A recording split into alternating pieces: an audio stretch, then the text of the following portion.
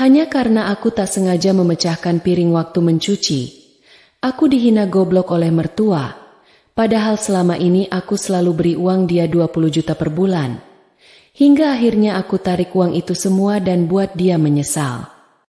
Sebelum masuk ke ceritanya, absen dulu yuk dengan cara subscribe, like, dan komen di bawah. Oke, kita mulai. Pagi itu datang seperti pagi-pagi lainnya di tanggal 1 setiap bulannya. Sebuah pagi yang ditandai oleh ritual sunyi yang telah menjadi bagian tak terpisahkan dari hidup Sukma. Udara masih terasa sejuk, dan cahaya matahari baru saja merayap masuk melalui celah gorden di kamarnya, menciptakan garis-garis panjang di lantai kayu. Suaminya, Banyu, masih terlelap di sisinya. Napasnya teratur dan dalam, wajahnya damai. Bagi Banyu, tanggal 1 adalah hari biasa. Tapi bagi Sukma, ini adalah hari tanggung jawab, hari pembuktian dalam diam. Ia melepaskan diri dari pelukan Banyu dengan hati-hati, berusaha tidak menimbulkan suara sedikit pun. Ia duduk di tepi ranjang sejenak, mengumpulkan kesadarannya. Matanya tertuju pada ponsel yang tergeletak di atas nakas. Benda pipi itu adalah alatnya, jembatan antara kerja kerasnya dan kenyamanan hidup orang lain. Dengan langkah pelan, Sukma berjalan ke meja kerjanya di sudut ruangan.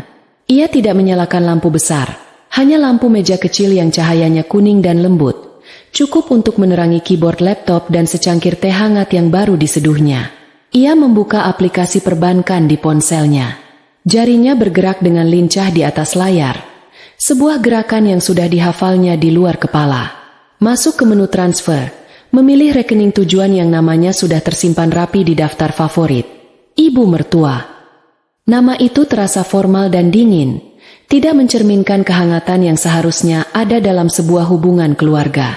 Tapi memang seperti itulah hubungannya dengan mereka, penuh formalitas dan jarak yang tak terlihat. Jemarinya berhenti sejenak di atas papan ketik angka. Ia menarik napas panjang, lalu mengetikkan nominal yang sudah menjadi mantra bulanannya. 1, 2, diikuti 6 buah nol di belakangnya. 12 juta rupiah. Angka itu terpampang di layar, terlihat besar dan signifikan. Bagi sebagian orang, jumlah itu adalah gaji beberapa bulan. Bagi Sukma, itu adalah harga dari kedamaian. Kedamaian bagi suaminya, yang tidak perlu pusing memikirkan kondisi keuangan orang tuanya. Kedamaian bagi dirinya sendiri, karena dengan begitu, ia merasa telah melakukan bagiannya sebagai seorang istri dan menantu yang baik. Atau setidaknya, itulah yang selalu ia katakan pada dirinya sendiri. Sebelum menekan tombol konfirmasi, pikirannya melayang. Ia teringat percakapan pertamanya dengan Banyu tentang hal ini, bertahun-tahun yang lalu, saat pernikahan mereka masih seumur jagung. Banyu, dengan wajah yang syarat akan kekhawatiran, menceritakan bahwa ayahnya baru saja pensiun dan uang pensiunnya tidak akan cukup untuk mempertahankan gaya hidup yang sudah mereka biasa jalani. Aku tidak tega melihat ayah dan ibu harus menurunkan standar hidup mereka di usia senja. Sukma, kata Banyu waktu itu, suaranya pelan dan penuh harap. Sukma, yang saat itu karirnya sedang menanjak, tanpa ragu langsung menawarkan solusi. Jangan khawatir, Mas, penghasilanku lebih dari cukup untuk kita berdua. Kita bantu orang tuamu. Biar aku yang urus. Jawabnya tulus. Saat itu, niatnya murni. Ia mencintai Banyu, dan apapun yang menjadi beban suaminya, ia ingin ikut memikulnya. Ia ingin menjadi pasangan yang bisa diandalkan. Dan Banyu terlihat sangat lega. Matanya berbinar penuh terima kasih. Ia memeluk Sukma erat seolah Sukma adalah malaikat penyelamatnya. Di awal-awal, ucapan terima kasih itu terasa hangat. Setiap kali ia mentransfer, ibu mertuanya akan menelepon. Terima kasih ya, Nak Sukma. Uangnya sudah masuk. Semoga rezekimu lancar selalu, katanya dengan suara yang dibuat seramah mungkin. Ayah mertuanya pun akan ikut berbicara, menanyakan kabar pekerjaannya dengan nada basa-basi. Tapi itu tidak berlangsung lama. Bulan demi bulan berlalu, tahun demi tahun berganti. Ritual transfer 12 juta itu terus berjalan tanpa pernah sekalipun terlambat atau kurang. Namun, telepon ucapan terima kasih itu perlahan menjadi semakin singkat. lalu berubah menjadi pesan singkat, dan akhirnya lenyap sama sekali. Kini, konfirmasi bahwa uangnya telah diterima hanya ia ketahui dari unggahan ibu mertuanya di media sosial. Foto-foto di restoran mahal, tas tangan merek baru yang dipamerkan saat arisan, atau cerita tentang renovasi kecil di teras belakang rumah mereka. Sukma melihat semua itu dari kejauhan, melalui layar ponselnya, seperti penonton yang membeli tiket mahal untuk pertunjukan yang tidak pernah menganggapnya ada. Uang 12 juta itu seolah menjadi hak mereka, bukan lagi sebuah bantuan. Ia menjadi kewajiban tak tertulis bagi Sukma. Tidak ada lagi penghargaan, tidak ada lagi pengakuan. Ia hanya mesin anjungan tunai mandiri berjalan bagi mereka. Bahkan Banyu, suaminya, kini menganggapnya sebagai hal yang lumrah. Setiap tanggal 1, Banyu hanya akan bertanya ringan saat sarapan. "Sudah transfer, sayang?" Dan setelah Sukma mengangguk, Banyu akan tersenyum, mengecup keningnya, lalu topik pembicaraan akan beralih ke hal lain. Rasa terima kasih yang dulu begitu meluap kini telah menguap, menyisakan rutinitas yang hampa. Sukma menatap kembali layar ponselnya. Angka 12 juta itu seolah mengejeknya. Itu bukan sekadar angka. Di dalamnya ada jam-jam lemburnya di kantor, rapat-rapat panjang yang menguras tenaga, tekanan dari atasan, dan akhir pekan yang terkadang harus ia korbankan untuk menyelesaikan pekerjaan. Semua itu ia kumpulkan, ia kemas rapi, lalu ia kirimkan ke rekening seseorang yang bahkan mungkin tidak pernah memikirkannya lebih dari sekadar sumber dana. Ia tahu persis kemana uang itu pergi. Cicilan mobil baru ayah mertuanya, iuran keanggotaan klub golf, biaya perawatan kecantikan ibu mertuanya yang tidak murah, dan tentu saja, untuk membiayai gaya hidup mereka yang serba nyaman dan terpandang di mata tetangga dan kerabat. Mereka hidup dalam kemewahan yang disponsori oleh keringatnya. Namun sikap mereka padanya tak pernah lebih dari sekadar menantu yang cukup tahu diri. Ia sering bertanya-tanya, apakah mereka pernah berpikir dari mana uang itu berasal? Apakah mereka sadar bahwa untuk mendapatkan 12 juta itu, Sukma harus bekerja keras, menghadapi persaingan, dan terkadang menelan kekecewaan? Ia ragu.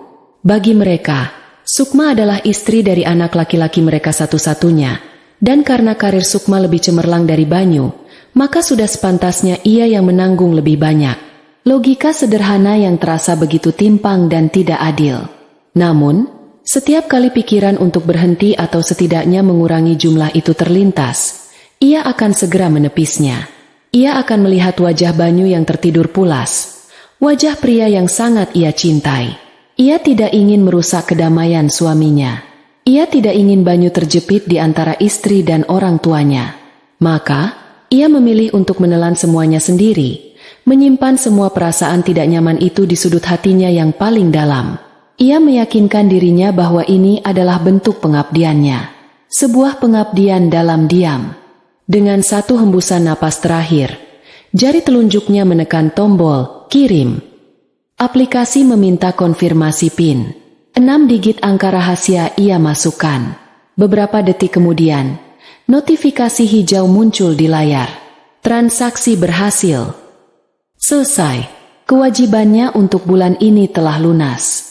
Ia menutup aplikasi itu, meletakkan ponselnya kembali ke atas meja dengan posisi layar menghadap ke bawah, seolah ia tidak ingin melihatnya lagi. Ia menatap keluar jendela. Fajar telah sepenuhnya merekah. Langit mulai terang. Kehidupan di luar sana mulai bergerak. Sama seperti roda kehidupannya yang akan terus berputar pada rutinitas yang sama. Ia bangkit dari kursinya, berjalan kembali ke tempat tidur, dan menyelinap masuk ke dalam selimut di samping Banyu. Ia memejamkan mata, berharap bisa mencuri beberapa menit lagi waktu tidur sebelum menghadapi hari yang panjang. Dalam hatinya, ia hanya bisa berbisik, semoga semua ini setimpal. Beberapa minggu setelah ritual transfer bulanan itu, suasana tampak normal seperti biasanya. Sukma dan Banyu menjalani hari-hari mereka dengan kesibukan masing-masing. Hingga suatu Sabtu malam, ibu mertuanya menelepon Banyu. Sukma, yang sedang membaca buku di sofa, bisa mendengar percakapan mereka meskipun tidak terlalu jelas. Nada suara ibu mertuanya terdengar sedikit merajuk, khas orang tua yang ingin meminta sesuatu. Setelah telepon ditutup, Banyu mendekati Sukma dengan senyum tipis. Ibu ngajak makan malam di rumah besok. Sayang, katanya sudah lama kita nggak kumpul lengkap, kata Banyu sambil duduk di sampingnya. Sukma menutup bukunya. Undangan makan malam di rumah mertua selalu memberinya perasaan campur aduk. Di satu sisi, ia ingin menyenangkan Banyu. Di sisi lain, ia harus mempersiapkan mentalnya untuk menghadapi suasana yang seringkali kaku dan penuh penilaian terselubung. "Oh, ya? Ibu mau masak apa?" tanyanya, mencoba terdengar antusias. "Nah, itu dia masalahnya." Banyu menggaruk tengkuknya yang tidak gatal. Katanya lagi capek, nggak sanggup masak banyak. Dia nyuruh kita pesan makanan dari luar saja. Pesan apa saja yang enak, nanti makan di rumah mereka. Sebuah ide terlintas di benak Sukma. Ini adalah sebuah kesempatan. Kesempatan untuk menunjukkan perhatian, untuk melakukan sesuatu yang lebih dari sekadar mentransfer uang. Ia ingin memberikan sentuhan personal, sebuah usaha yang menunjukkan bahwa ia peduli. "Gimana kalau aku yang urus semuanya, Mas? Aku pesankan makanan kesukaan ayah dan ibu. Biar mereka tinggal duduk manis saja. Kasihankan kalau ibu kecapean," usul Sukma dengan tulus. Wajah Banyu langsung cerah. "Wah, ide bagus. Sayang, kamu memang bisa diandalkan. Ibu pasti senang." Pujian singkat itu sudah cukup untuk membuat hati Sukma sedikit menghangat. Ia merasa dihargai. Malam itu, sebelum tidur, ia menghabiskan waktu hampir 1 jam menelusuri aplikasi pesan antar makanan. Ia tidak mau sembarangan. Ia mencari restoran seafood terkenal yang ia tahu disukai oleh keluarga mertuanya. Ia ingat betul, ayah mertuanya sangat suka kepiting saus Padang. Banyu dan adik perempuannya menyukai cumi goreng tepung. Untuk dirinya sendiri, ia tidak terlalu peduli, apa saja bisa. Yang paling sulit adalah memilih menu untuk ibu mertuanya. Wanita itu seleranya cukup spesifik. Sukma mengingat-ingat percakapan di meja makan beberapa bulan lalu, di mana ibu mertuanya pernah memuji-muji betapa enaknya ikan bakar di restoran Anamun. Ia juga pernah mendengar ibu mertuanya mengeluh bahwa ia sedang mengurangi makanan yang dibakar karena takut gosongnya memicu penyakit. Setelah menimbang-nimbang, Sukma menemukan pilihan yang ia anggap paling aman, ikan gurame steam jahe. Rasanya lembut, sehat, dan elegan. Ia yakin ibu mertuanya akan suka. Dengan hati-hati, ia memasukkan semua pesanan ke dalam keranjang, memastikan tidak ada yang terlewat. Ia bahkan memesan beberapa jenis sayuran dan minuman pelengkap.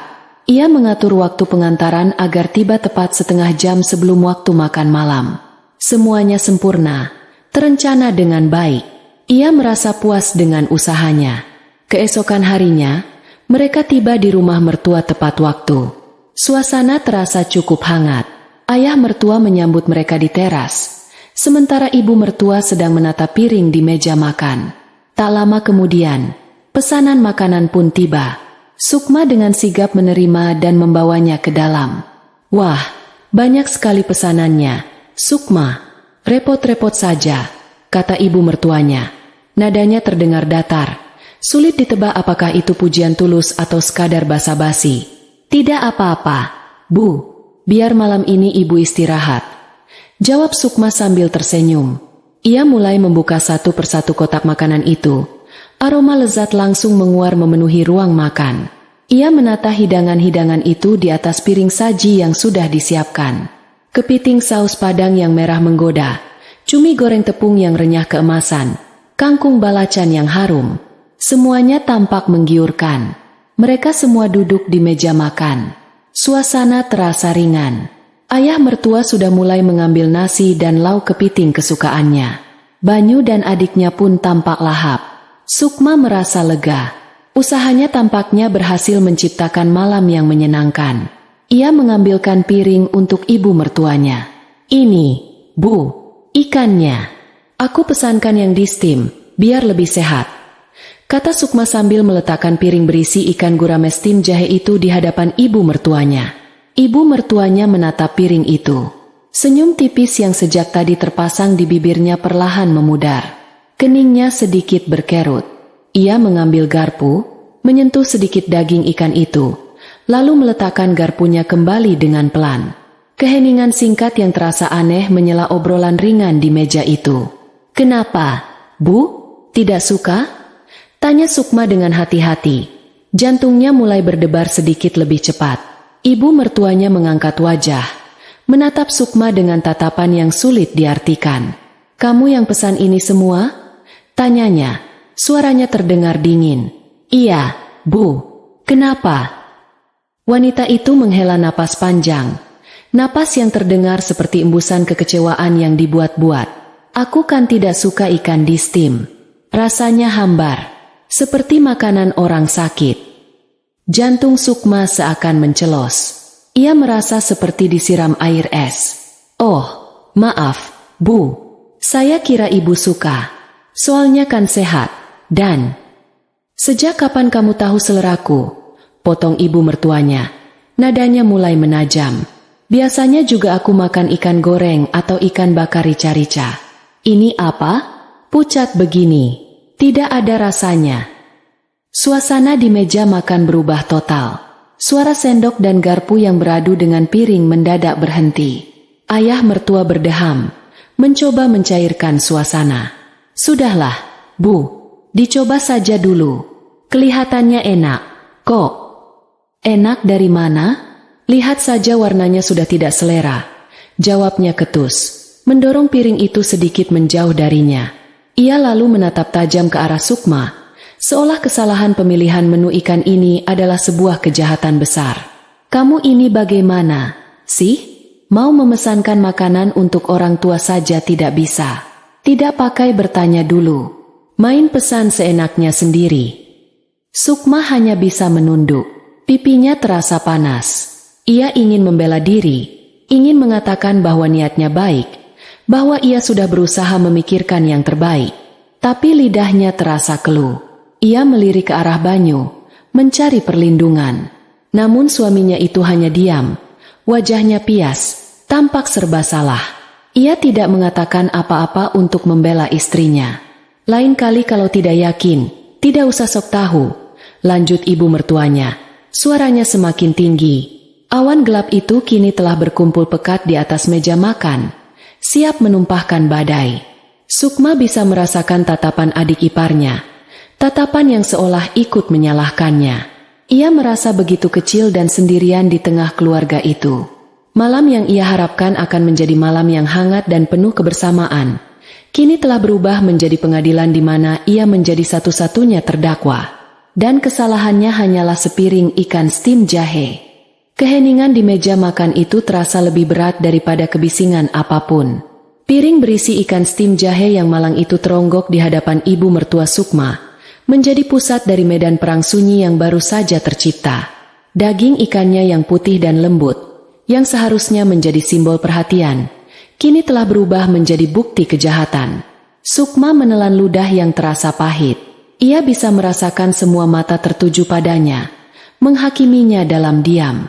Ia menarik napas, mencoba untuk terakhir kalinya menjahit kembali kain kebersamaan yang sudah robek.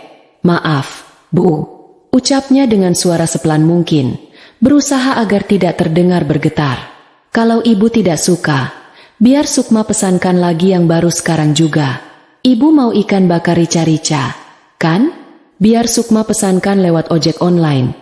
Tidak akan lama sampainya." Tawaran itu tulus, sebuah upaya putus asa untuk memadamkan api yang mulai berkobar. Ia rela mengeluarkan uang lagi, rela menunggu lebih lama, asalkan suasana bisa kembali normal. Namun, niat baiknya itu justru menjadi bensin yang disiramkan ke dalam api amarah ibu mertuanya. Wanita itu mendengus, sebuah suara cemoohan yang tajam dan menghina. "Sudah tidak selera," sentaknya. Suaranya meninggi. "Kamu pikir semua bisa diselesaikan dengan pesan-pesan lagi? Suasana makan malamnya sudah rusak. Gara-gara kamu, semua jadi tidak enak begini. Acara kumpul keluarga yang harusnya menyenangkan jadi berantakan." Kata, "gara-gara kamu," itu menusuk langsung ke ulu hati Sukma.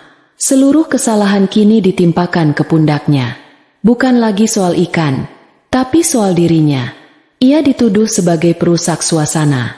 Padahal, Ia yang telah mengatur semuanya agar berjalan lancar. Ia yang membayar semua makanan di atas meja itu. Ironi yang begitu kejam. Kamu itu kalau dibilangi tidak pernah mengerti, ya? Ibu mertuanya melanjutkan rentetan serangannya. Tangannya menunjuk ke arah Sukma, jarinya lurus dan kaku. Sudah berapa kali aku bilang, kalau melakukan sesuatu itu pakai otak. Dipikir dulu, jangan asal bertindak. Kamu pikir mentang-mentang kamu yang bayar, kamu bisa seenaknya mengatur selera semua orang di sini. Sukma terperangah. Tuduhan itu begitu tidak adil. Ia tidak pernah merasa seenaknya. Ia justru berusaha sekeras mungkin untuk memahami dan melayani selera mereka. Ia ingin membalas, ingin berteriak bahwa ia sudah memikirkannya matang-matang, bahwa ia memilih menu itu karena khawatir akan kesehatan mertuanya. Tapi kata-kata itu tersangkut di tenggorokannya, tercekik oleh rasa sakit dan terkejut. Ia melirik suaminya. Banyu. Pria itu hanya menunduk, menatap piring nasinya seolah ada sesuatu yang sangat menarik di sana. Tangannya mengepal di atas paha, tapi mulutnya terkunci rapat. Tidak ada pembelaan. Tidak ada sepatah kata pun yang keluar untuk menenangkan ibunya atau membela istrinya. Banyu, pilar yang seharusnya menopangnya, kini tak lebih dari sebatang pohon rapuh yang tak berani menghadapi badai. Melihat suaminya yang tak berkutik, ibu mertuanya merasa semakin di atas angin. Ia merasa mendapat pembenaran untuk meluapkan semua kekesalan yang mungkin sudah lama terpendam. Bekerja di kantor saja yang kamu banggakan. Tapi urusan sepele begini saja kamu tidak bisa. Mengurus makan malam untuk keluarga saja gagal total. Percuma sekolah tinggi-tinggi, percuma punya jabatan. Setiap kalimat adalah sebuah cambukan. Setiap kata adalah serpihan kaca yang sengaja dilemparkan ke wajahnya. Sukma merasa dunianya berputar. Ia tidak lagi berada di ruang makan yang hangat. Ia merasa seperti sedang berdiri telanjang di tengah alun-alun, dicerca dan dihakimi oleh semua orang. Dan kemudian, puncak dari segalanya pun tiba. Dengan mata melotot dan urat leher yang menegang, ibu mertuanya menggebrak meja pelan, membuat piring dan gelas sedikit bergetar. Dengan suara yang penuh dengan kebencian dan penghinaan yang tak tertutupi lagi, ia meneriakkan kata-kata yang akan selamanya terpatri dalam ingatan Sukma. Dasar goblok, kerja gitu aja gak becus. Kata goblok itu meluncur deras dari mulut ibu mertuanya, menghantam udara, dan meledak tepat di telinga Sukma. Untuk sesaat, semua suara di sekitarnya menghilang. Dengung rendah memenuhi kepalanya. Ia bisa melihat mulut ayah mertuanya bergerak, mungkin mengucapkan, "Sudah, Bu, sudah." Tapi ia tidak bisa mendengarnya. Ia bisa melihat adik iparnya yang terkesiap dan langsung menunduk. Ia bisa melihat Banyu yang akhirnya mengangkat kepala. Wajahnya pucat pasi, matanya membelalak kaget, seolah tak percaya ibunya akan mengucapkan kata sekejam itu. Tapi bagi Sukma, semua itu hanyalah latar belakang yang kabur. Fokusnya hanya pada satu kata itu. Goblok. Sebuah kata yang merangkum semua perasaan tidak dihargai yang ia rasakan selama ini. Sebuah kata yang meniadakan semua kerja kerasnya, semua pengorbanannya, semua niat baiknya. Ia, Sukma, seorang manajer senior di perusahaannya, yang memimpin sebuah tim, yang dihormati oleh rekan kerja dan bawahannya, yang bertanggung jawab atas proyek-proyek bernilai miliaran.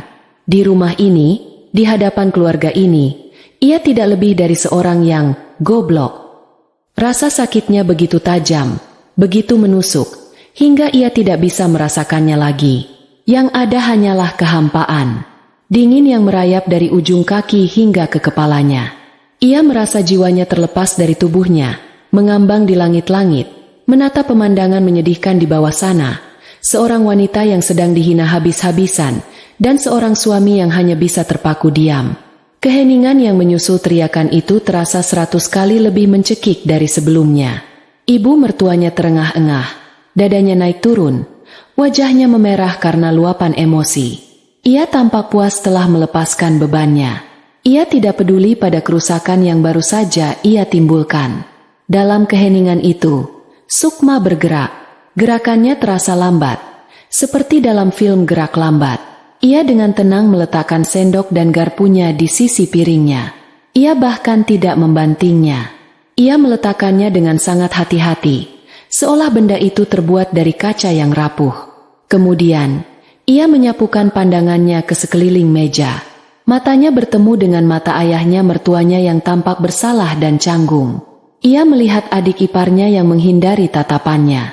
Terakhir, ia menatap Banyu. Ia menatap suaminya itu lekat-lekat. Di mata Banyu, ia melihat campuran antara rasa kaget, takut, dan rasa bersalah yang tak terucapkan. Tapi tidak ada kekuatan, tidak ada perlawanan, hanya ada kelemahan. Dan dalam sepersekian detik itu, sesuatu di dalam hati Sukma retak. Bukan retak, tapi pecah berkeping-keping. Kepercayaan, harapan, dan ilusi bahwa ia memiliki seorang pelindung dalam diri suaminya, semuanya hancur lebur. Sukma menarik kursinya ke belakang. Suara decit kaki kursi di lantai keramik terdengar begitu keras di ruangan yang senyap itu. Ia berdiri, punggungnya tegak lurus, dagunya terangkat, tidak ada air mata di wajahnya. Wajahnya datar tanpa ekspresi, seperti danau beku di musim dingin. Sukma. Banyu akhirnya bersuara. Suaranya serak seperti bisikan. Ia mengulurkan tangannya, seolah ingin mencegah Sukma pergi. Tapi Sukma tidak menanggapinya. Ia bahkan tidak meliriknya lagi. Tanpa mengucapkan sepatah kata pun, ia berbalik. Ia melangkah keluar dari ruang makan itu dengan langkah yang mantap dan teratur. Setiap langkah terasa seperti sebuah keputusan. Langkah pertama adalah meninggalkan hinaan itu di belakangnya. Langkah kedua adalah meninggalkan kekecewaan itu. Langkah ketiga adalah meninggalkan kelemahan suaminya. Ia terus berjalan menyusuri lorong pendek menuju kamar tamu, tempat ia biasa menumpang tidur jika mereka menginap. Ia tidak menoleh ke belakang sama sekali. Ia tidak perlu melihatnya. Ia sudah tahu apa yang akan ia lihat. Sebuah keluarga yang duduk membeku di tengah puing-puing makan malam yang telah ia bayar dengan harga yang jauh lebih mahal dari sekadar uang. Pintu kamar tamu tertutup di belakang Sukma dengan bunyi klik yang pelan namun terasa final. Suara itu seperti sebuah garis pemisah antara dunia yang baru saja ia tinggalkan dan dunianya yang sekarang. Di luar sana, ada kekacauan, rasa canggung, dan mungkin penyesalan yang terlambat. Tapi di dalam sini, yang ada hanyalah keheningan. Keheningan yang tebal dan memekakan telinga. Sukma tidak menyalakan lampu. Ia hanya berdiri di tengah ruangan yang remang-remang, diterangi oleh cahaya bulan yang menyusup dari jendela. Ia menunggu. Ia menunggu gelombang emosi yang seharusnya datang. Ia menunggu isak tangis yang menyesakkan dada, air mata panas yang membakar pipi, atau amarah yang meledak-ledak. Tapi tidak ada yang datang. Dadanya terasa kosong, seperti sebuah gua yang gelap dan dingin. Kata, goblok, itu masih menggema di kepalanya. Tapi gema itu tidak lagi terasa menyakitkan. Gema itu telah berubah menjadi sesuatu yang lain. Sebuah penegasan. Sebuah bukti. Selama bertahun-tahun, ia hidup dalam penyangkalan.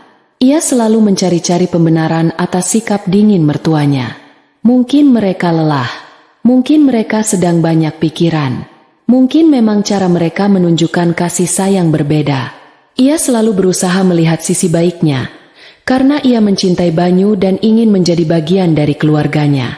Tapi malam ini, semua ilusi itu terkoyak habis. Hinaan tadi bukanlah sebuah kecelakaan atau luapan emosi sesaat. Itu adalah puncak gunung es. Itu adalah kebenaran yang selama ini bersembunyi di balik senyum basa-basi dan obrolan ringan. Inilah yang sebenarnya mereka pikirkan tentang dirinya. Ia berjalan perlahan dan duduk di tepi tempat tidur. Kasurnya terasa keras dan dingin, sama seperti perasaan di hatinya. Ia teringat semua pengorbanannya. Ia teringat pagi-pagi di tanggal 1, saat ia dengan setia mengirimkan uang yang menjadi penopang hidup mereka. Ia teringat saat ia membatalkan janji dengan teman-temannya karena harus menemani ibu mertuanya ke salon. Ia teringat saat ia merelakan bonus akhir tahunnya untuk membiayai renovasi teras rumah mereka, hanya karena ibu mertuanya ingin pamer pada teman-teman arisannya. Semua itu ia lakukan dengan harapan akan diterima, akan dihargai, akan dianggap sebagai keluarga. Dan apa balasannya? Sebuah stempel, goblok, di keningnya. Rasa sakit itu akhirnya datang, tapi bukan dalam bentuk air mata.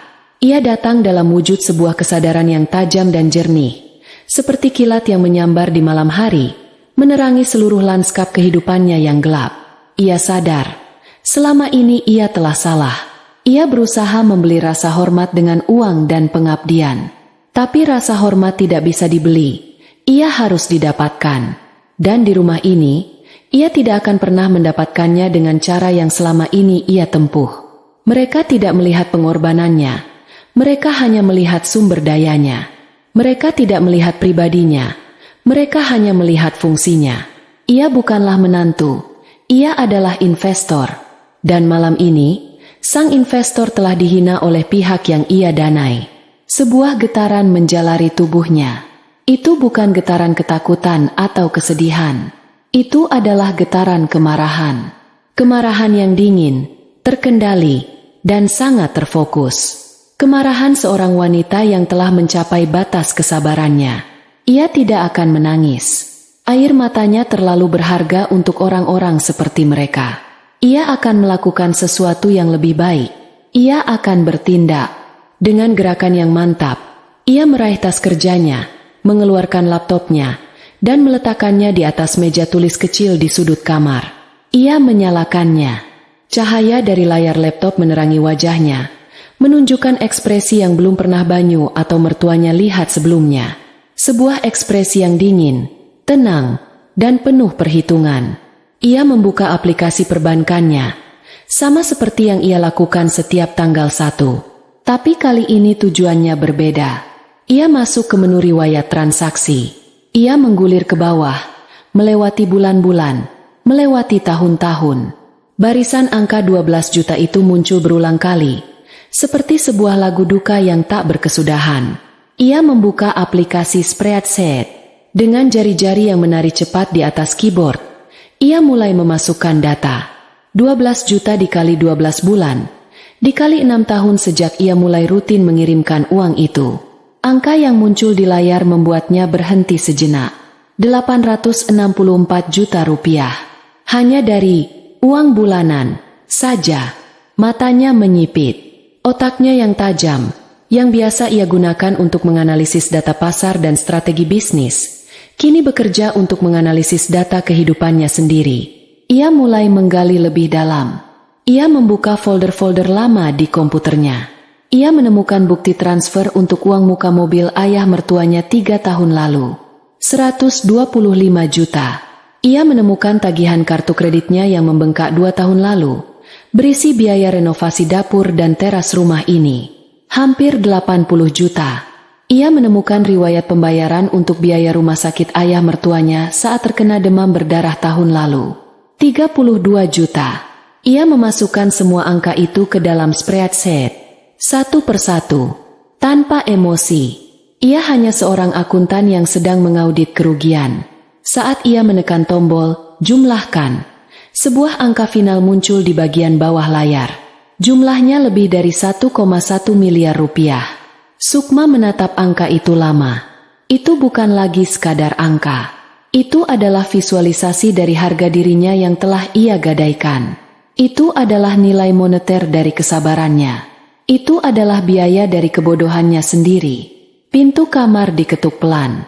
Sukma sayang, buka pintunya. Kita bicara ya? Suara Banyu terdengar dari luar, lirih dan penuh permohonan. Sukma tidak bergeming. Ia bahkan tidak menoleh ke arah pintu. Matanya masih tertuju pada layar laptop. Bicara? Sudah tidak ada lagi yang perlu dibicarakan. Semua sudah dikatakan dengan sangat jelas di meja makan tadi. Sekarang adalah waktunya untuk bertindak. Ia mengabaikan ketukan dan panggilan suaminya. Ia membuka dokumen baru. Sebuah rencana mulai terbentuk di kepalanya. Jelas dan terstruktur. Layaknya sebuah proposal proyek. Poin pertama, hentikan aliran dana. Semua, tanpa kecuali. Transfer otomatis bulanan akan ia batalkan malam ini juga. Kartu kredit tambahan yang ia berikan pada ibu mertuanya akan ia blokir besok pagi. Poin kedua, klaim aset. Ia akan menghubungi pengacaranya besok. Ia akan menanyakan kemungkinan untuk mengambil alih rumah ini, yang meskipun atas nama mertuanya, tapi sebagian besar cicilannya lunas berkat uangnya. Atau setidaknya, ia akan menuntut kembali uang yang telah ia keluarkan. Mobil itu, yang surat-suratnya atas nama Banyu tapi lunas dengan uangnya, juga akan menjadi perhitungan. Poin ketiga, konfrontasi. Tapi bukan konfrontasi emosional. Ini akan menjadi presentasi bisnis. Ia akan menunjukkan spreadsheet ini pada mereka. Ia akan menunjukkan semua bukti transfer. Ia akan membiarkan angka-angka itu yang berbicara. Ia akan menunjukkan pada mereka nilai dari seorang goblok yang selama ini mereka remehkan. Malam semakin larut. Suara ketukan di pintu sudah berhenti. Mungkin Banyu sudah menyerah. Sukma terus bekerja, menyusun rencananya dengan detail. Ia tidak merasa lelah. Sebaliknya, ia merasa hidup. Ia merasa kuat. Rasa sakit hati itu telah bermetamorfosis menjadi energi yang luar biasa. Untuk pertama kalinya setelah sekian lama, ia merasa memegang kendali atas hidupnya sendiri. Ia menutup laptopnya saat adzan subuh mulai terdengar sayup-sayup. Rencananya sudah matang. Pagi akan segera tiba, dan ini akan menjadi fajar yang sangat berbeda. Wanita yang semalam masuk ke kamar ini dengan hati yang hancur telah tiada. Yang akan keluar dari kamar ini nanti adalah seorang wanita yang tahu persis berapa harga dirinya, dan ia tidak akan membiarkan siapapun menginjak-injaknya lagi. Besok, perhitungan akan dimulai. Untuk memahami betapa dalamnya jurang yang akan tercipta pagi itu, orang perlu memahami fondasi rapuh yang menopang seluruh bangunan keluarga ini. Fondasi itu dibangun di atas ilusi, disemen dengan kebohongan demi kebaikan, dan kini telah retak di bawah beban penghinaan. Ilusi terbesarnya adalah citra Banyu, suami Sukma, di mata kedua orang tuanya. Bagi mereka, Banyu adalah putra mahkota yang sukses. Seorang pria mapan yang dengan berbaktinya menanggung kehidupan mewah mereka di usia senja. Mereka membanggakan Banyu kepada kerabat dan tetangga, menceritakan betapa beruntungnya mereka memiliki anak laki-laki yang begitu bertanggung jawab. Dalam narasi indah yang mereka ciptakan sendiri, Sukma hanyalah pemeran pendukung. Tentu, mereka tahu menantunya itu bekerja. Mereka melihatnya pergi pagi dan pulang petang. Mereka tahu ia punya jabatan yang lumayan di sebuah perusahaan multinasional. Tapi di benak mereka, semua itu hanyalah tambahan yang bagus. Penghasilan Sukma dianggap sebagai pelengkap, uang jajan untuk dirinya sendiri, atau mungkin untuk ditabung. Mesin utama keuangan keluarga, menurut keyakinan mereka, adalah Banyu. Keyakinan ini tidak lahir begitu saja. Ia dipupuk dengan sengaja, salah satunya oleh Sukma sendiri, dalam sebuah keputusan naif yang dibuatnya bertahun-tahun lalu atas nama cinta dan keinginan untuk menjaga harga diri suaminya. Kilas balik ke 7 tahun lalu, saat mereka baru setahun menikah. Mereka masih tinggal di sebuah apartemen sederhana saat ayah Banyu memasuki masa pensiun. Uang pensiun yang diterima ternyata jauh di bawah ekspektasi. Ayah dan ibu Banyu, yang terbiasa hidup sebagai pejabat kelas menengah dengan segala fasilitasnya, merasa cemas. Mereka mulai mengeluh tentang rumah mereka yang mulai terasa sempit, tentang lingkungan yang tidak lagi seeksklusif dulu. Banyu, sebagai anak satu-satunya, merasakan tekanan itu. Suatu malam, ia duduk termenung di balkon apartemen, wajahnya keruh. "Ada apa, Mas?" tanya Sukma lembut, meletakkan secangkir teh di hadapannya. Banyu menghela napas panjang. "Aku kasihan sama ayah dan ibu. Mereka seumur hidup bekerja keras. Sekarang di masa tua malah harus hidup pas-pasan." Mereka tadi cerita, teman-teman pensiunan seangkatan ayah banyak yang pindah ke komplek perumahan baru yang lebih nyaman. Mereka ingin, tapi mana mungkin. Sukma melihat raut sedih di wajah suaminya, dan hatinya ikut teriris. Saat itu, karirnya sedang melesat. Ia baru saja mendapat promosi besar dengan kenaikan gaji yang signifikan. Penghasilannya 3, bahkan hampir 4 kali lipat dari penghasilan Banyu. "Memangnya berapa harga rumah di sana?" tanyanya. Banyu menyebutkan sebuah angka yang fantastis. "Tidak terjangkau, kan? Gajiku bahkan tidak cukup untuk membayar cicilannya. apalagi uang mukanya. Sukma terdiam sejenak, otaknya langsung berputar. Ia membuka aplikasi kalkulator KPR di ponselnya. Dengan uang muka yang ia miliki dari bonusnya, dan cicilan yang harus dibayar, ia masih bisa menanganinya. Itu akan ketat, tapi bisa. Ia bisa melakukannya. Kita bisa, Mas, katanya tiba-tiba. Banyu menatapnya tak percaya. Aku punya tabungan untuk uang muka, dan gajiku cukup untuk menutupi cicilannya setiap bulan. Wajah Banyu berubah dari muram menjadi sebuah ekspresi yang rumit. Ada kelegaan, tapi juga ada sedikit rasa malu. Tapi, Sukma, itu uangmu. Masa kamu yang harus menanggung semuanya? Apa kata ayah dan ibu nanti? Dan disinilah keputusan fatal itu dibuat. Sukma melihat kerapuhan ego suaminya, meraih tangannya. Ini bukan uangku atau uangmu, Mas. Ini uang kita. Nanti kalau ayah dan ibu tanya, kita bilang saja ini dari kita berdua. Kita bilang kita patungan. Tidak usah dirinci siapa bayar berapa. Yang penting mereka senang, dan beban pikiranmu hilang. Niatnya murni, untuk melindungi pria yang ia cintai. Banyu setuju dengan penuh rasa terima kasih. Dan sejak saat itulah, kebohongan itu dimulai. Mereka membeli rumah baru yang mewah untuk para mertua. Semua proses diurus oleh Sukma. Semua dana berasal dari rekeningnya. Tapi di hadapan keluarga besar, Banyulah yang tampil sebagai pahlawan, putra berbakti yang mengangkat derajat orang tuanya. Sukma hanya berdiri di sampingnya, tersenyum dan mengangguk, memainkan perannya sebagai istri pendukung. Kebohongan itu terus bergulir dan membesar seperti bola salju. Angka 12 juta yang ia kirimkan setiap bulan bukanlah uang jajan atau uang tambahan, seperti yang mungkin dibayangkan mertuanya. Angka itu adalah napas kehidupan mereka. Sukma tahu persis rinciannya.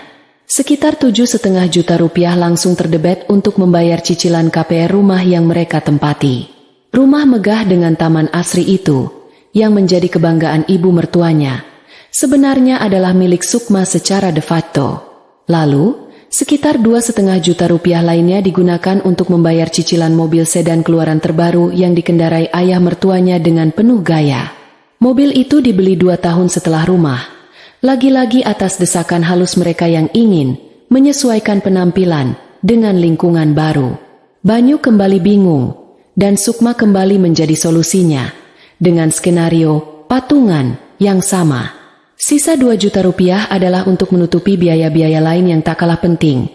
Iuran bulanan klub kebugaran dan perkumpulan sosialita ibu mertuanya, tagihan internet berkecepatan tinggi dan paket televisi kabel premium, serta gaji untuk asisten rumah tangga yang datang 3 kali seminggu.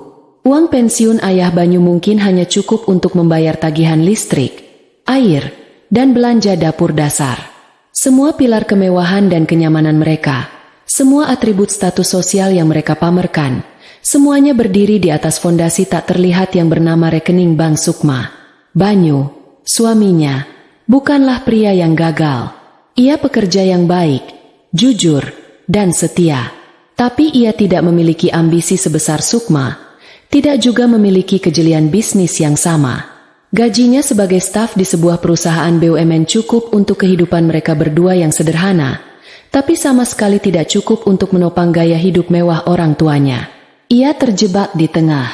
Di satu sisi ia mencintai istrinya dan tahu persis betapa besar pengorbanan Sukma. Di sisi lain, ia terlalu lemah untuk berkata jujur kepada orang tuanya, terlalu takut mengecewakan ekspektasi mereka terhadap dirinya. Maka ia memilih jalan termudah, membiarkan kebohongan itu terus berjalan, sambil meyakinkan dirinya sendiri bahwa semua baik-baik saja. Sementara itu, Sukma terus meniti karirnya. Ia bekerja lebih keras dari siapapun.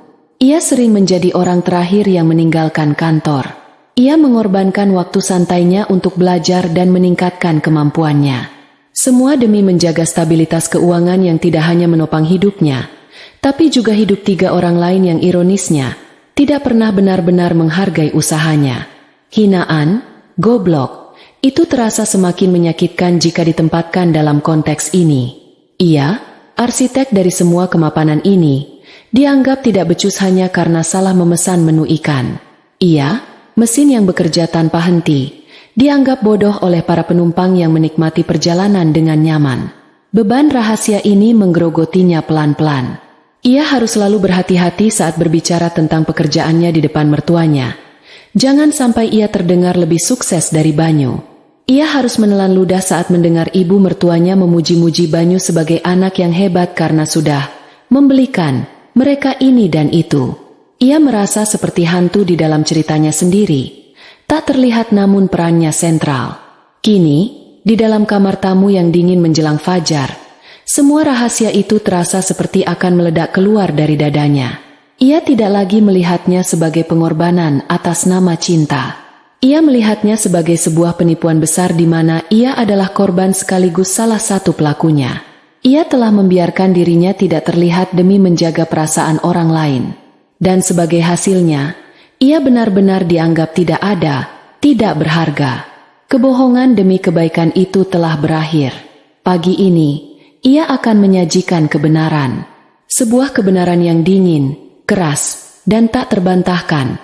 Sama seperti angka-angka yang tertera di layar laptopnya. Fajar merekah di ufuk timur, menggoreskan warna jingga dan ungu di langit yang gelap. Bagi sebagian besar orang, ini adalah awal dari hari yang baru, penuh dengan rutinitas yang biasa. Namun bagi Sukma, ini adalah hari pertama dari sisa hidupnya yang baru.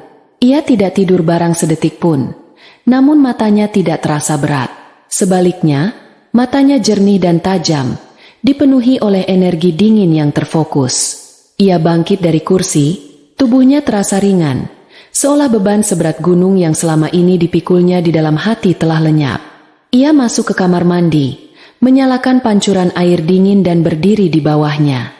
Air yang mengguyur tubuhnya terasa seperti sebuah pembaptisan, membersihkan sisa-sisa kesedihan, kekecewaan, dan keraguan diri. Ia tidak lagi melihat dirinya sebagai korban. Ia adalah seorang eksekutor.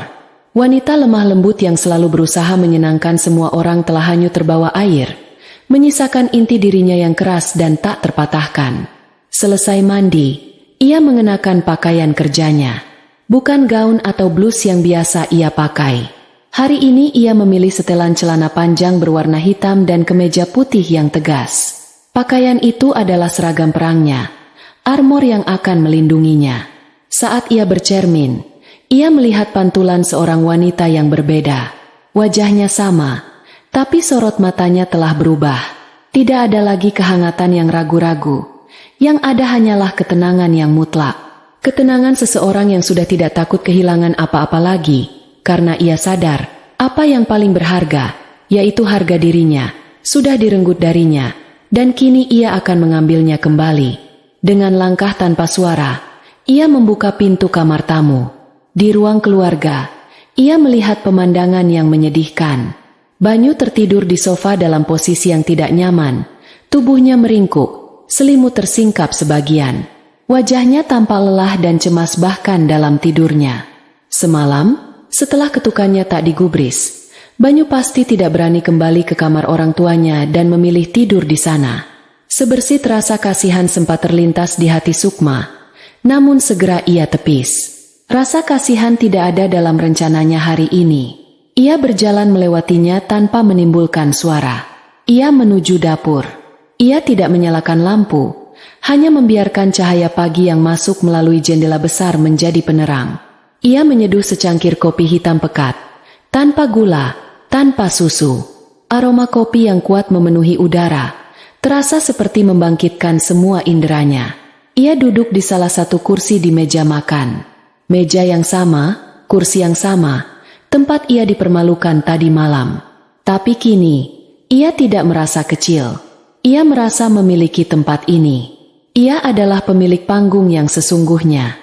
Sambil menyesap kopinya yang pahit, ia mengeluarkan ponselnya. Sekarang saatnya. Jarinya menekan nomor layanan nasabah prioritas dari banknya. Panggilannya langsung tersambung. Selamat pagi, Bank Sentosa Prioritas. Dengan Rani bisa dibantu.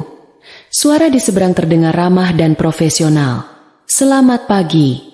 Nama saya Sukma Anindita. Jawab Sukma, Suaranya tenang dan jelas. Saya ingin memberikan beberapa instruksi terkait fasilitas perbankan saya. Setelah melalui proses verifikasi data yang cepat, Sukma langsung ke pokok permasalahan. Pertama, saya minta tolong untuk memblokir kartu kredit tambahan dengan nomor sekian-sekian, atas nama Ibu Ratna Wulandari. Baik, Bu Sukma, bisa kami tahu alasan pemblokirannya? Sukma berhenti sejenak, memilih kata-katanya dengan saksama. Alasannya, penyalahgunaan fasilitas oleh pihak ketiga yang tidak berhak. Setiap kata diucapkannya dengan penekanan. Ini bukan sekadar alasan administratif. Ini adalah pernyataan. Baik, Bu. Pemblokiran permanen kami proses sekarang juga. Jawab Rani tanpa bertanya lebih lanjut. Kedua, lanjut Sukma, saya ingin membatalkan semua jadwal transfer otomatis dari rekening saya. Terutama, transfer rutin setiap tanggal 1 ke rekening Bank Permata atas nama Ratna Wulandari sebesar 12 juta rupiah. Tolong pastikan instruksi ini berlaku efektif mulai hari ini. Kami konfirmasi, seluruh jadwal transfer otomatis akan dibatalkan. Ada lagi yang bisa dibantu, Bu Sukma? Cukup, terima kasih. Sukma menutup telepon. Satu pilar telah ia runtuhkan. Ia merasakan gelombang kepuasan yang dingin. Panggilan kedua adalah ke pengacara pribadinya, seorang wanita cerdas dan tegas bernama Renata. Ia tahu ini masih terlalu pagi, tapi masalah ini tidak bisa menunggu. Halo, Renata, maaf mengganggumu pagi-pagi sekali. Ini Sukma. Sukma, tidak apa-apa. Ada masalah mendesak? Suara Renata terdengar serak khas orang baru bangun tidur, tapi langsung fokus. Sangat mendesak, jawab Sukma. Ia menceritakan situasinya secara ringkas, lugas, dan tanpa drama. Ia tidak menceritakan soal hinaan itu. Ia hanya menyajikan fakta. Aku mendanai KPR properti di kawasan Bintaro atas nama mertuaku. Aku juga melunasi mobil atas nama suamiku. Aku punya semua bukti transfernya selama bertahun-tahun. Aku ingin tahu posisi hukumku untuk menuntut hak atas aset-aset tersebut, atau setidaknya pengembalian dana penuh. Terdengar helaan napas dari seberang. Sukma, ini cukup rumit, tapi bukan tidak mungkin. Kumpulkan semua dokumen yang kamu punya. Bukti transfer, perjanjian kredit jika ada, komunikasi apapun yang relevan. Kita atur pertemuan besok pagi di kantorku. Jangan lakukan apa-apa sebelum kita bicara. Mengerti. Terima kasih, Renata. Pilar kedua, pilar hukum, sedang ia bangun. Panggilan terakhir adalah yang paling krusial untuk dampak kejut.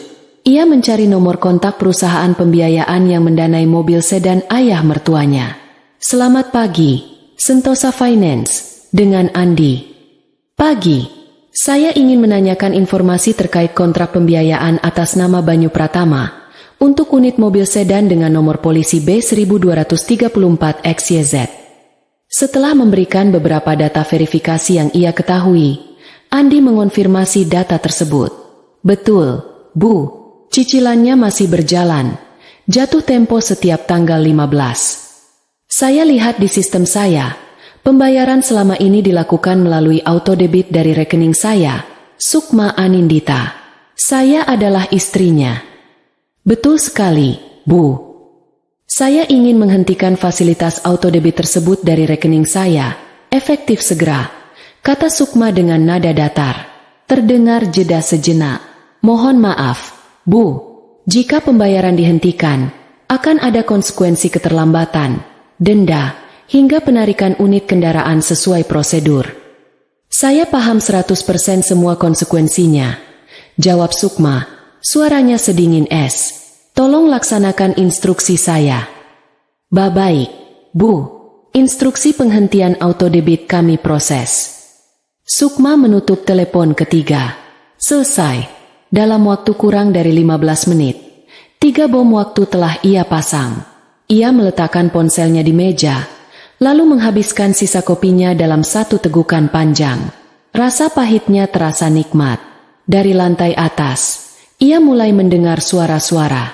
Suara pintu terbuka, suara langkah kaki, Salah satu dari mereka sudah bangun. Sukma tetap duduk dengan tenang di kursinya. Punggungnya tegak. Fajar yang berbeda telah tiba. Ia tidak lagi bersembunyi. Ia siap menyambut badai yang akan datang.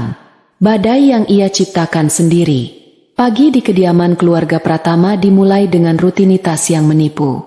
Ratna, ibu mertua Sukma, bangun dengan perasaan lega dan superior. Semalam, ia merasa telah berhasil menempatkan menantunya itu pada tempatnya. Dalam benaknya, Sukma pastilah terbangun dengan perasaan bersalah dan akan menghabiskan hari itu untuk mencari cara meminta maaf. Ia membayangkan Sukma akan datang padanya dengan wajah memelas, dan ia, dengan murah hati, mungkin akan memaafkannya setelah memberikan sedikit nasihat lagi. Dengan pikiran itu, ia turun ke bawah, mengharapkan secangkir teh hangat dan suasana pagi yang tenang. Di sisi lain, suaminya, Heru, merasa sedikit tidak nyaman. Ia tahu istrinya sudah keterlaluan. Kata, goblok, itu terlalu kasar, bahkan untuk standar mereka. Namun, seperti biasa, ia tidak berani menentang istrinya. Ia hanya berharap masalah ini akan selesai dengan sendirinya. Ia mengambil koran pagi dan duduk di teras, berusaha mengabaikan ketegangan yang menggantung di udara rumah. Sementara itu, Banyu, putra mereka, adalah personifikasi dari penderitaan. Ia hampir tidak tidur. Pikirannya terus berputar antara rasa bersalah pada Sukma dan rasa takut pada ibunya. Ia melihat Sukma sudah duduk di meja makan saat ia turun. Punggungnya tegak lurus, sedang membaca berita di ponselnya. Banyu ingin mendekat, ingin mengatakan sesuatu, tapi aura dingin yang memancar dari istrinya membuatnya membeku di tempat. Badai itu datang tanpa permisi, dimulai dengan sebuah riak kecil. Ratna, sambil menyeruput tehnya, membuka aplikasi belanja online di tabletnya. Sebuah tas tangan keluaran terbaru yang sudah ia incar selama seminggu kini sedang diskon. Tanpa pikir panjang, ia memasukkannya ke keranjang dan melanjutkan ke halaman pembayaran. Dengan gerakan yang sudah biasa ia lakukan, ia memilih metode pembayaran dengan kartu kredit. Kartu kredit tambahan dari Sukma yang selama ini menjadi tongkat ajaibnya. Ia memasukkan kode keamanan dan menekan tombol, bayar sekarang. Ia menunggu. Biasanya hanya butuh beberapa detik. Tapi kali ini, laman itu berputar lebih lama. Kemudian, sebuah tulisan merah muncul di layar. Transaksi ditolak. Dana tidak mencukupi atau kartu bermasalah. Silakan hubungi bank penerbit kartu Anda. Kening Ratna berkerut. Loh, aneh sekali, gumamnya. Ia pikir mungkin sinyal internet sedang buruk. Ia mencobanya sekali lagi. Hasilnya sama. Ditolak. Rasa tenang di hatinya mulai terkikis oleh kekesalan. Ada apa dengan kartu ini? Limitnya masih banyak. Apa Sukma lupa bayar tagihan? Keluhnya pada Heru, suaminya, yang hanya mengangkat bahu dari balik korannya. Ratna mencoba lagi dengan membeli barang yang lebih murah. Sebuah blus seharga beberapa ratus ribu. Ditolak lagi. Kekesalannya kini mulai bercampur dengan firasat buruk. Ini tidak seperti biasanya. Tepat saat itu, telepon genggam Heru berdering. Nama yang tertera di layar adalah Sekretariat Arya Sports Club. Heru mengangkatnya dengan nada ceria, mengira ini adalah panggilan biasa dari teman-temannya. Selamat pagi, Bapak Heru Pratama. Sapa suara ramah di seberang. Pagi, ada apa ya? Mohon maaf mengganggu waktunya. Pak, kami dari bagian administrasi hanya ingin menginformasikan bahwa iuran keanggotaan Bapak untuk bulan ini yang jatuh tempo kemarin, tanggal 1, belum kami terima pembayarannya. Sistem autodebit kami menunjukkan transaksi gagal. Keceriaan di wajah Heru langsung lenyap. Ia adalah anggota senior yang dihormati di klub itu. Masalah pembayaran adalah hal yang memalukan. Hah? Gagal? Tidak mungkin. Itu sudah otomatis. Pasti ada kesalahan di sistem bank. Jawabnya. Suaranya sedikit meninggi untuk menutupi rasa malunya. Baik, Pak. Kami hanya berkewajiban memberitahukan. Untuk sementara, sesuai prosedur, akses Bapak ke fasilitas klub kami nonaktifkan hingga pembayaran diselesaikan. Terima kasih atas perhatiannya, Pak.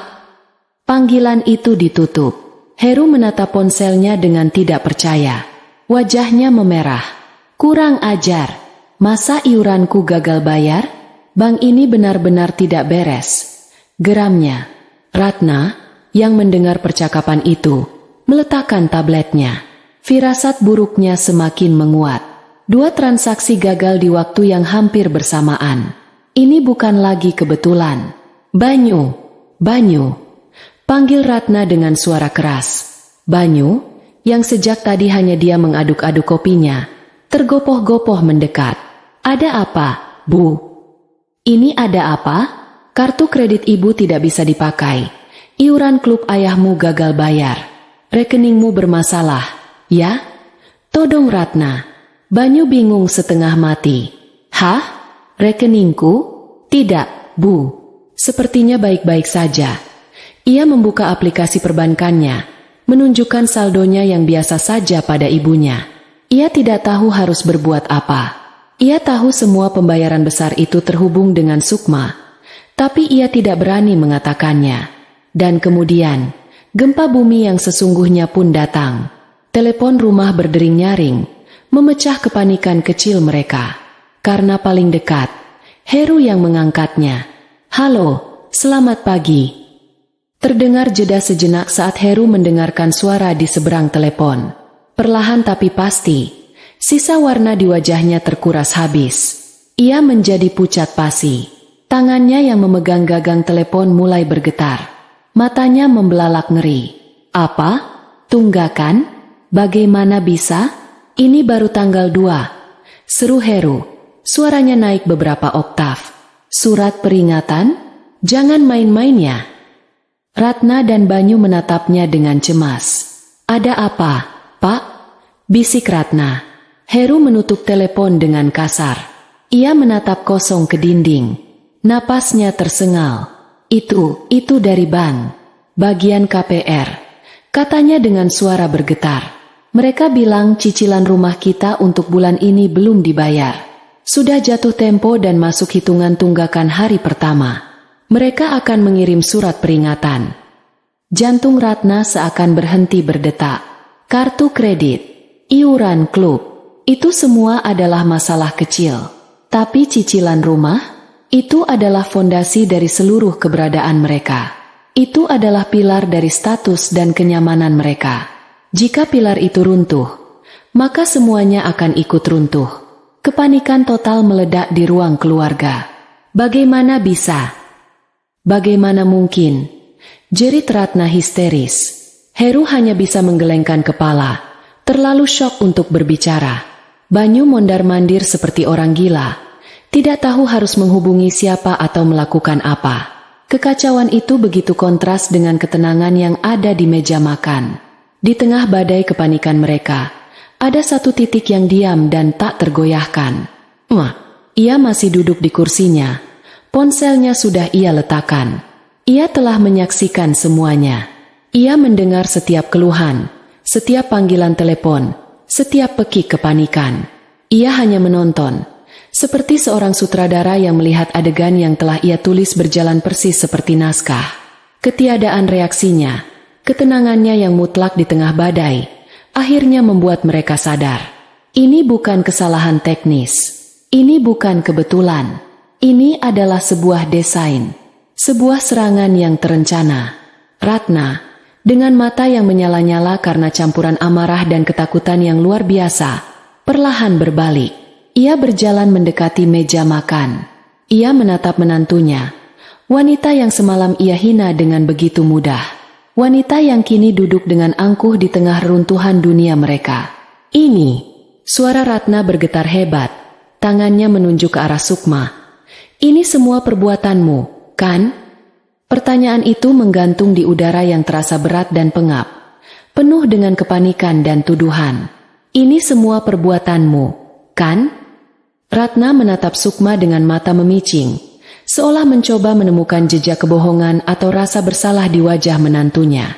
Tapi yang ia temukan hanyalah ketenangan yang dalam, seperti permukaan danau yang tak terjamah angin. Sukma tidak langsung menjawab. Ia menyesap sisa kopi hitamnya dengan gerakan lambat dan elegan. Ia meletakkan cangkirnya kembali ke atas piring kecil tanpa menimbulkan suara. Barulah ia mengangkat wajahnya, menatap lurus ke mata ibu mertuanya. Tatapannya tidak menantang, juga tidak takut. Tatapannya hanya jernih. Karena sepertinya sekarang saya sudah berhasil mendapatkan perhatian penuh dari ayah, ibu, dan Mas Banyu, katanya. Suaranya terdengar jelas dan mantap di ruangan yang mendadak sunyi itu. Mari kita semua duduk. Ada beberapa hal yang perlu saya luruskan. Auranya yang penuh kendali itu begitu kuat hingga tak seorang pun berani membantah. Ia tidak lagi terlihat seperti menantu yang bisa mereka permainkan. Ia terlihat seperti seorang direktur yang akan memulai rapat dewan yang sangat penting. Ia bangkit dari kursinya dan berjalan menuju kamar tamu. Sesaat kemudian, ia kembali dengan membawa laptop dan sebuah map dokumen tipis di tangannya. Ia tidak mengajak mereka ke meja makan, tempat penghinaannya. Ia memberi isyarat agar mereka semua duduk di sofa ruang keluarga, tempat mereka biasa bersantai. Ia sendiri tidak duduk. Ia berdiri di hadapan mereka, di depan televisi layar datar yang juga ia yang membelikan. Ia meletakkan laptopnya di atas meja kopi, membukanya, dan memutarnya agar layarnya menghadap ke arah mereka. Selama ini, ada banyak sekali kesalahpahaman dalam keluarga ini. Hari ini, saya ingin menyudahinya dengan data dan fakta, ujarnya, memulai presentasinya. Di layar laptop, terpampang sebuah file spreadsheet.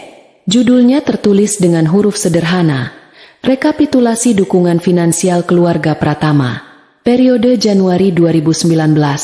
September 2025. Kita mulai dari yang paling rutin, kata Sukma sambil menunjuk sebuah baris. Uang 12 juta rupiah yang rutin saya transfer setiap tanggal 1. Dari dalam mapnya, ia mengeluarkan beberapa lembar cetakan riwayat rekening. Ini buktinya, selama 6 tahun 9 bulan terakhir, tanpa pernah putus.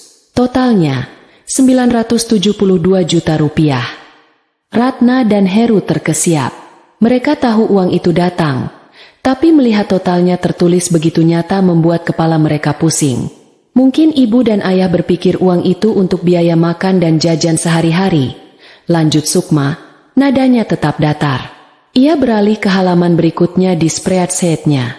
Faktanya tidak begitu. Dari 12 juta itu, 7,5 juta langsung digunakan untuk membayar cicilan KPR rumah ini. Ia mengeluarkan salinan perjanjian kredit dari mapnya. Ini perjanjiannya. Memang atas nama ayah, tapi di sini jelas tertulis, rekening pendebetan otomatisnya adalah rekening gaji saya.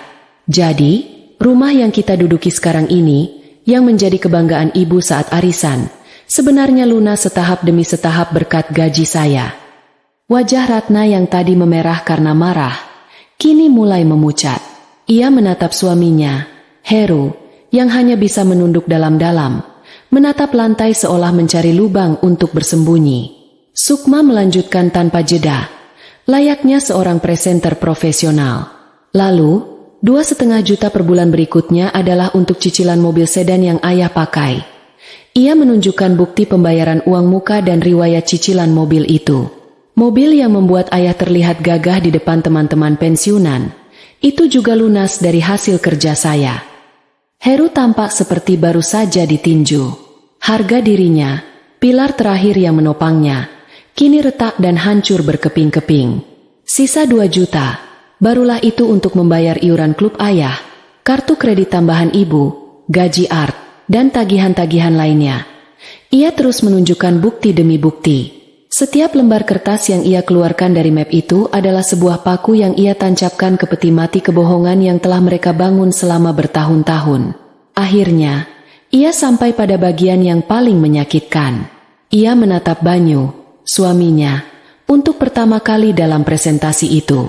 Tatapannya bukan marah, melainkan penuh dengan kekecewaan yang mendalam. Dan mungkin, ayah dan ibu bertanya-tanya, kenapa semua ini harus berasal dari saya? Di mana peran Mas Banyu sebagai anak laki-laki kebanggaan keluarga? Ia membuka file terakhir di laptopnya. Sebuah perbandingan sederhana. Di sisi kiri adalah slip gaji Banyu. Di sisi kanan adalah slip gajinya. Perbedaannya begitu drastis, begitu memalukan. Ini kenyataannya. Mas Banyu adalah suami yang setia dan pria yang baik. Tapi penghasilannya tidak pernah dirancang untuk menopang gaya hidup seperti ini. Kami berdua sepakat menyembunyikan ini dari ayah dan ibu, karena saya ingin menjaga harga diri suami saya. Inilah pukulan terakhir yang meruntuhkan segalanya. Ratna terhuyung ke belakang, bersandar di sofa, napasnya terengah. Ilusi tentang putranya yang perkasa dan sukses kini hancur total. Putranya ternyata hanya pria biasa. Dan kemewahan yang ia nikmati selama ini adalah belas kasihan dari menantu yang ia benci. Banyu sendiri hanya bisa memejamkan mata, menahan rasa malu yang membakar seluruh tubuhnya. Ia telah gagal total, sebagai anak, dan sebagai suami. Setelah membiarkan kebenaran yang pahit itu meresap dalam keheningan yang mencekam, Sukma akhirnya angkat bicara lagi. Kali ini, suaranya tidak lagi sedatar tadi. Ada getaran emosi. Getaran dari luka yang selama ini ia pendam. Selama bertahun-tahun, saya memberikan semua yang saya bisa. Bukan hanya uang saya, tapi juga waktu dan perasaan saya. Saya tidak pernah meminta imbalan apapun. Saya tidak butuh pujian. Saya hanya butuh satu hal yang paling mendasar, rasa hormat. Matanya mulai berkaca-kaca, tapi ia tidak membiarkan air matanya jatuh. Tapi kemarin, di meja makan itu, untuk kesalahan yang tidak seberapa, saya disebut goblok. Saya dihina di depan suami saya sendiri, yang hanya bisa diam.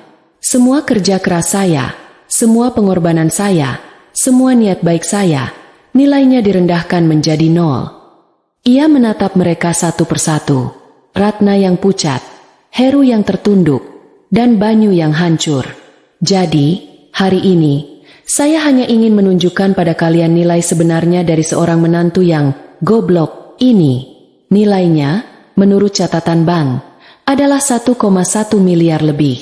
Nilai yang sekarang sudah tidak lagi tersedia untuk kalian. Ia menutup laptopnya dengan pelan. Bunyi kliknya terdengar seperti ketukan palu hakim. Presentasi saya selesai. Semua fasilitas telah saya hentikan. Kartu kredit, transfer, pembayaran mobil, semuanya.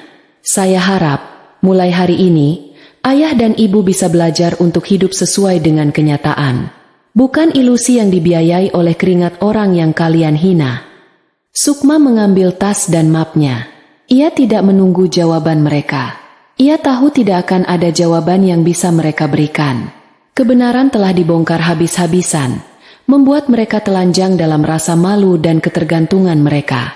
Dunianya mereka telah runtuh, dan di atas reruntuhan itu, Sukma berjalan pergi, bukan dengan rasa kemenangan, tapi dengan kelegaan seorang tawanan yang akhirnya berhasil membebaskan dirinya sendiri. Sukma tidak membanting pintu. Ia tidak pergi dengan amarah yang meledak-ledak. Setelah menjatuhkan bom kebenaran itu, ia hanya berbalik dan berjalan dengan langkah yang sama tenangnya menuju kamar tamu, tempat tasnya sudah terkemas rapi. Keheningan yang ia tinggalkan di ruang keluarga lebih memekakan daripada teriakan manapun. Di dalam keheningan itu, 3 orang, Ratna, Heru, dan Banyu, terduduk seperti patung garam, membeku dalam reruntuhan dunia mereka. Pikiran mereka kosong. Syok yang mereka alami begitu dahsyat hingga otak mereka menolak untuk berfungsi. Angka 1,1 miliar itu terus berputar-putar di kepala mereka. Sebuah angka yang terlalu besar untuk dipahami, apalagi untuk diterima sebagai utang budi pada orang yang baru saja mereka hina. Mereka adalah orang-orang yang bangga, yang selalu merasa berhak atas kenyamanan. Dan kini, mereka dipaksa menelan kenyataan bahwa mereka hanyalah parasit yang hidup dari kemurahan hati inangnya. Keheningan itu pecah pertama kali oleh isak tangis yang tertahan. Bukan dari Ratna, tapi dari Banyu. Ia menutupi wajahnya dengan kedua tangan. Bahunya bergetar hebat. Rasa malu, rasa bersalah, dan ketidakberdayaan yang luar biasa menghantamnya sekaligus. Ia malu pada orang tuanya karena telah membiarkan mereka hidup dalam kebohongan. Ia malu pada Sukma karena telah menjadi suami yang pengecut dan tidak berguna. Ia telah gagal di semua lini. Melihat putranya hancur, naluri keibuan Ratna sempat muncul, tapi dengan cepat tergantikan oleh mekanisme pertahanan dirinya yang paling purba, menyalahkan orang lain. Ini semua gara-gara kamu, Banyu. Desisnya, suaranya serak karena syok. Kenapa kamu tidak pernah jujur pada kami? Kenapa kamu biarkan kami hidup seperti ini, dibiayai oleh istrimu, lalu sekarang kami harus menanggung malu dihina olehnya? Heru, yang sejak tadi hanya menunduk, akhirnya mengangkat kepala. Wajahnya yang biasanya tenang kini tampak tua dan lelah. Cukup, Ratna, bentaknya. Sebuah hal yang jarang ia lakukan. Ini bukan salah Banyu. Ini salah kita. Salah kesombongan kita. Terutama kamu. Aku sudah sering mengingatkanmu untuk menjaga lisanmu pada Sukma. Tapi kamu tidak pernah mau dengar. Sekarang rasakan akibatnya. Pertengkaran itu meledak. Sebuah badai kecil di dalam badai yang lebih besar. Mereka saling menyalahkan, melemparkan tanggung jawab, mencoba mencari kambing hitam untuk menutupi rasa malu mereka yang tak tertanggungkan. Tapi pertengkaran itu tidak berlangsung lama, karena dengan cepat mereka menyadari satu hal. Saling menyalahkan tidak akan membayar cicilan rumah yang sudah jatuh tempo. Saling berteriak tidak akan mengembalikan mobil yang sebentar lagi akan ditarik. Kepanikan yang dingin dan nyata mulai merayap, menggantikan amarah mereka. Lalu, kita harus bagaimana sekarang? Tanya Ratna dengan suara gemetar. Kesombongannya telah luntur total, menyisakan ketakutan seorang wanita tua yang terancam kehilangan segalanya. Bagaimana? Kita tidak punya apa-apa, sahut Heru, suaranya penuh keputusasaan.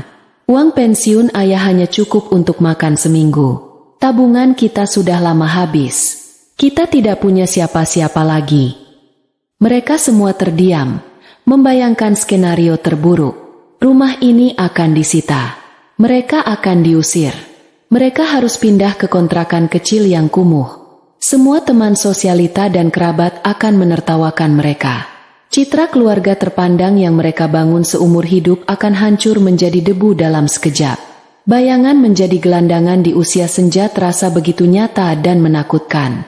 Di tengah keputusasaan itu, Banyu bangkit. Air matanya sudah kering, menyisakan mata yang merah dan bengkak.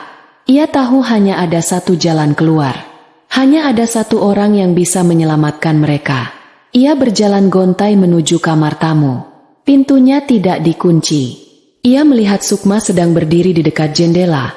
Membelakanginya, tas koper sudah berdiri tegak di sampingnya, siap untuk pergi.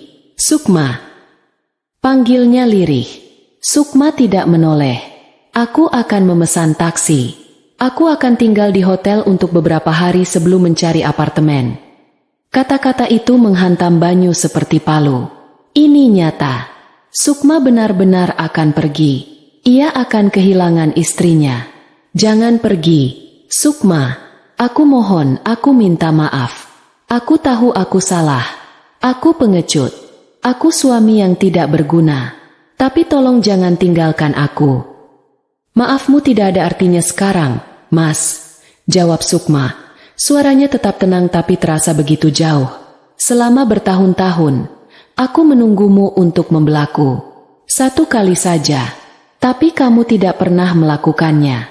Semalam adalah kesempatan terakhirmu.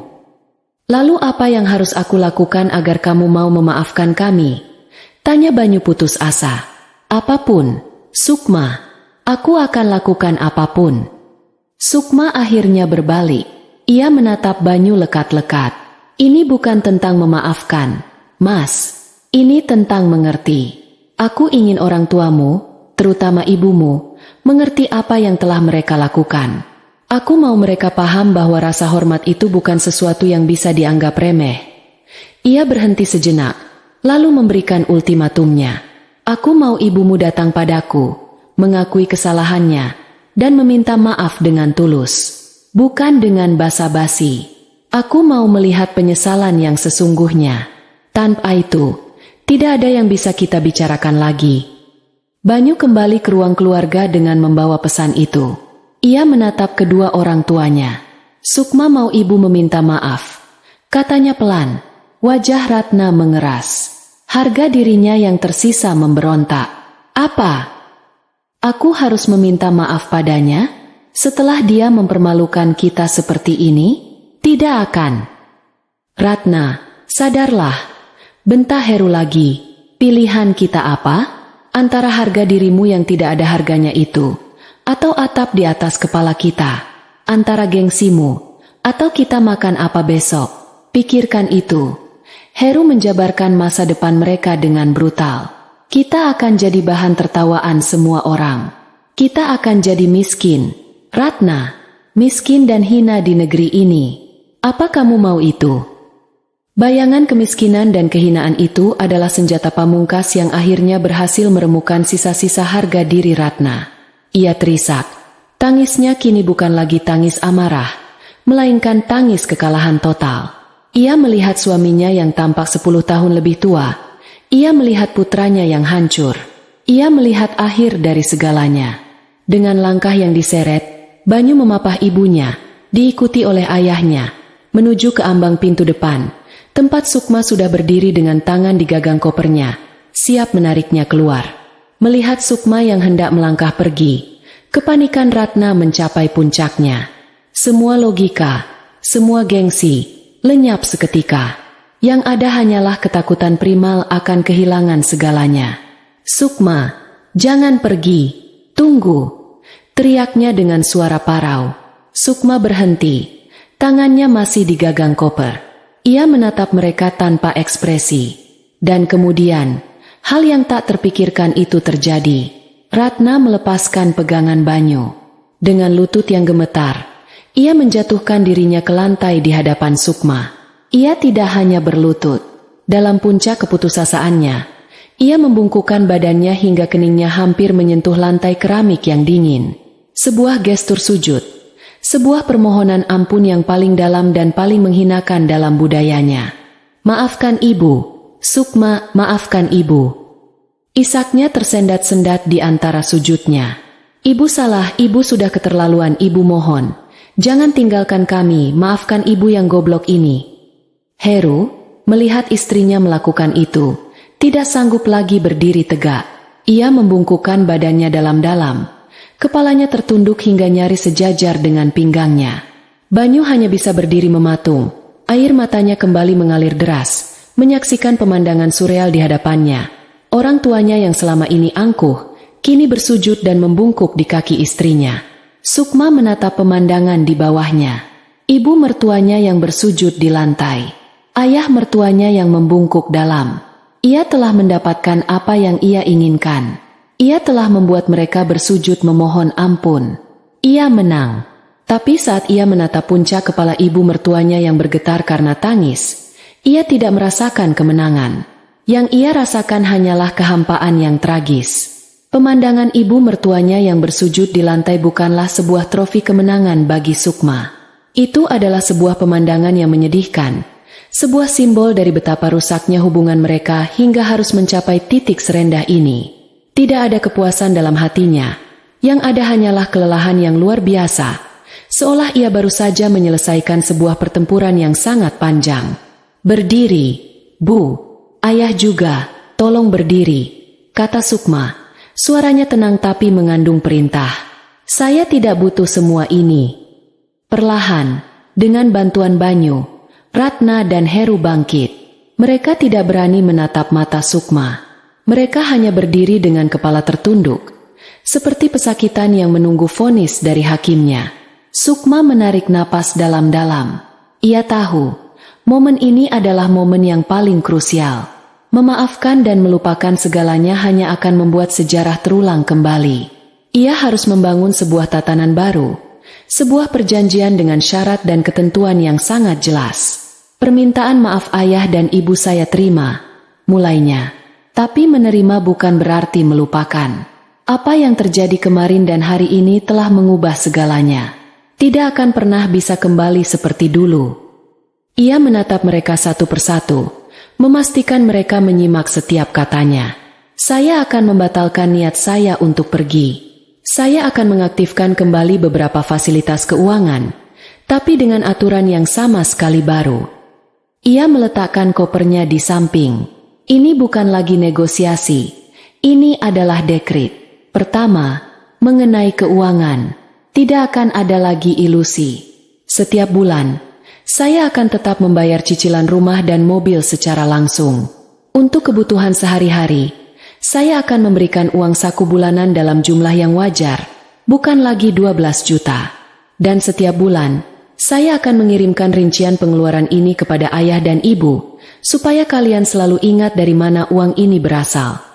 Ini adalah pukulan pertama. Ia tidak hanya memberi, ia akan mengingatkan mereka setiap bulan akan status mereka sebagai penerima. Kedua, dan ini yang paling penting, lanjutnya, suaranya menjadi lebih tegas.